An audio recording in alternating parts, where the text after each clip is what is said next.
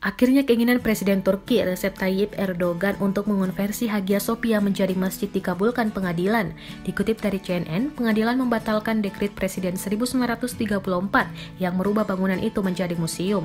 Setelah itu, hanya dalam 2 jam Erdogan mengeluarkan dekret baru yang menyatakan Hagia Sophia resmi diubah menjadi pusat peribadatan umat muslim. Lebih lanjut, urusan terkait situs itu diserahkan kepada Direktorat Urusan Agama. Orang nomor 1 di Turki itu mengumumkan keputusannya pada Jumat, 10 Juli 2020 dan meminta agar semua orang menghormati ini. Erdogan mengatakan Hagia Sophia bisa digunakan beribadah mulai Jumat 24 Juli 2020 mendatang. Karena statusnya sebagai museum diubah, kami membatalkan biaya masuk, katanya. Seperti semua masjid kita, pintunya akan dibuka untuk semua orang, muslim atau non-muslim, sebagai warisan bersama dunia. Hagia Sophia dengan status barunya akan terus merangkul semua orang dengan cara yang lebih tulus.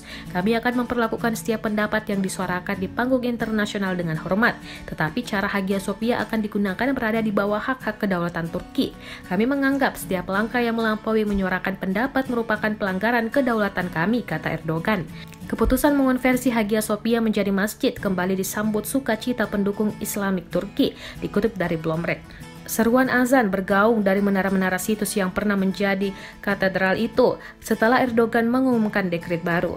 Jubir Kepresidenan Turki Ibrahim Kalin mengatakan bahwa Hagia Sophia akan selalu menjadi warisan dunia. Membuka Hagia Sophia untuk beribadah tidak akan menghentikan turis lokal atau asing mengunjungi situs ini, kata Kalin.